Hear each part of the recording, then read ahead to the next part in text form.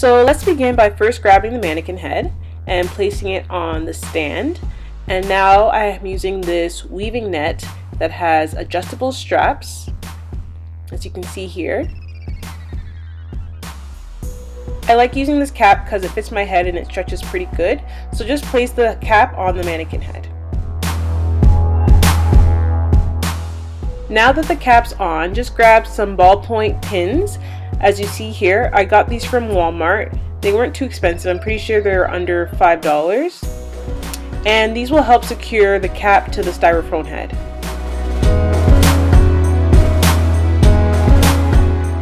So just begin to place the pins around the perimeter of the weaving cap. I used maybe about 5 to 8 pins throughout the cap. And I like to stretch the cap out a bit so it doesn't get lumpy or bumpy.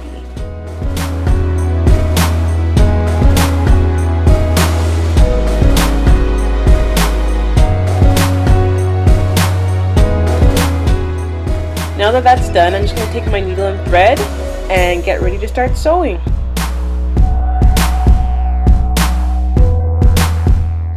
So when I'm starting a track, I like to go through the weft, and I do that a few times, and then after that I go around the weft as I'm sewing along the weave. I go through the weft at the beginning just to make the weave more secure and the ends more secure so that they don't loosen up. So as you see here, I'm going to go through the beginning of the weft about 2 to 3 times before I start continuing along the track. And then I just sew along the track. So what I do is I go under and around, and then I make a loop. And then I pull the needle through that loop to make a knot. This sewing technique is known as a blanket stitch.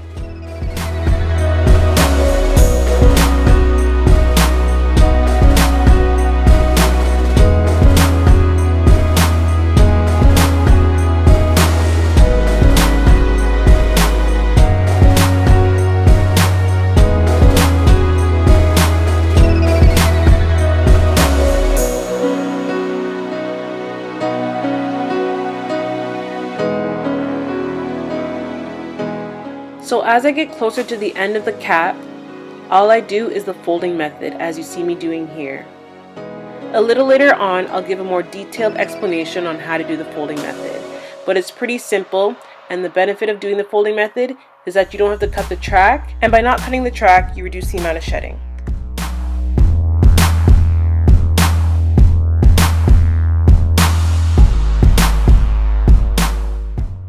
And once you're done doing the folding method, you just continue to sew the track as you were doing before by doing the blanket stitch.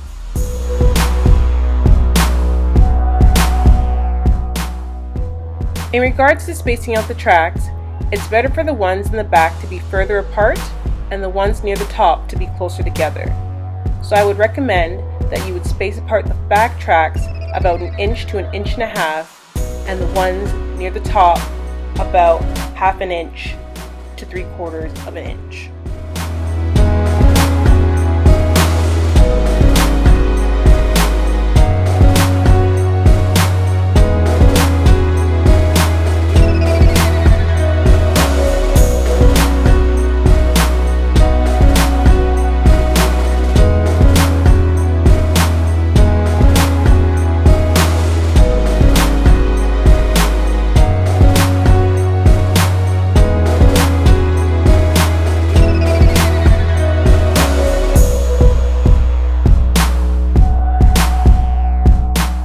So I actually made a mistake and I fixed it.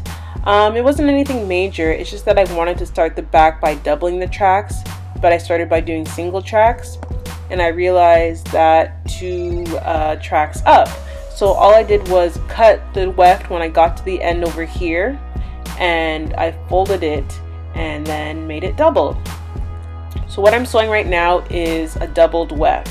For those that may not know, a doubled weft is simply a single weft folded in half and sewn as one. Doubling your weft adds volume and fullness to your hair.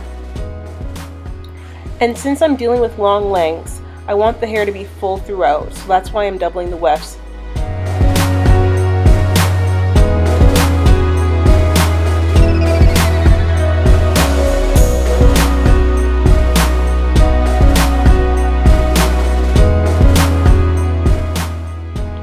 And you'll notice as you're sewing the weave onto the net that if you're doing it correctly, you'll get a nice straight line along the weft of the hair.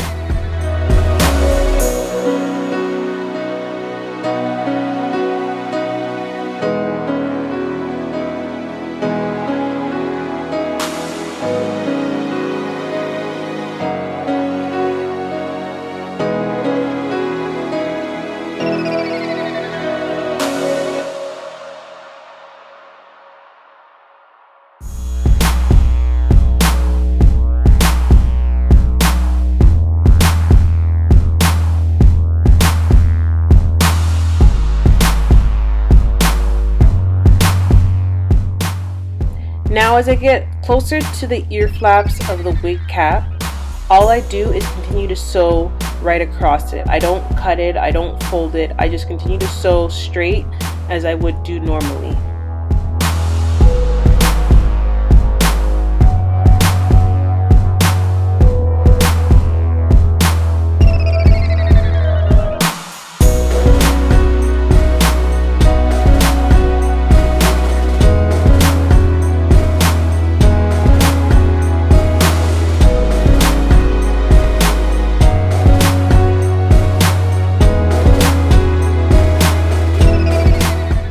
At this point, I'm using a new bundle of hair for a new row. I've already folded the weft as you can see, and I'm going to start the track. As I mentioned before, when I start a track, I go through the weft of the weave about 3 times before I begin to sew along the weft of the hair.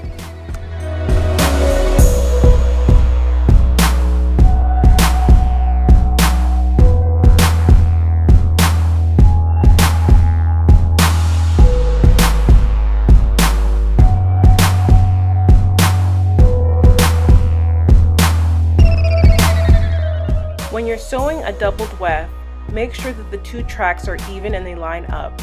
This is to prevent anything from slipping or not being caught when you're sewing it.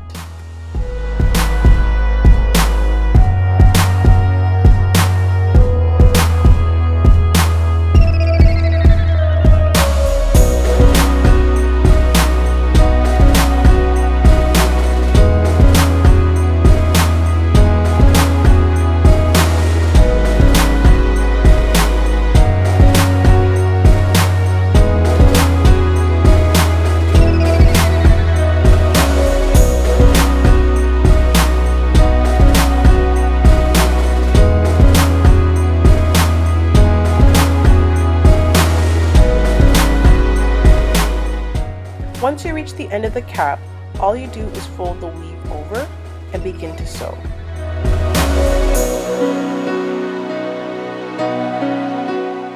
All I do is sew around the fold of the weft 2 or 3 times just to make sure that the weave is flat and secure.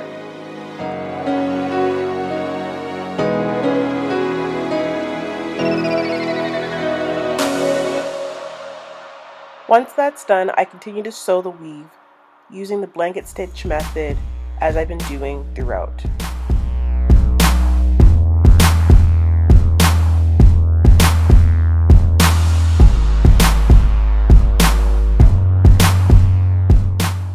So this is what I have so far. This is with 3 bundles of hair, and I just have the top left.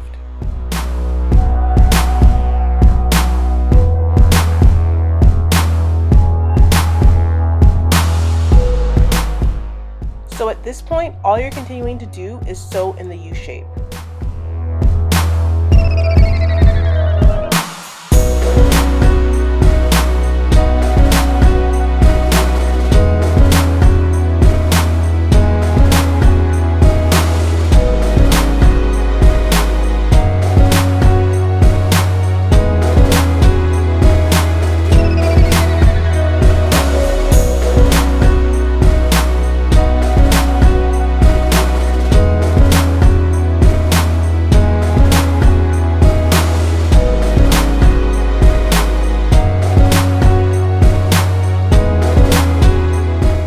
And that's pretty much it, guys. Once I reach the end of this track, I'm just going to secure it, snip off the remaining weave, and I'll be done the wig. I'll have another video where I show how I cut out the U shape and sew on the combs. In the meantime, I hope you enjoyed this video, and if you have any questions or comments, please leave them down below and I'll make sure to get back to you.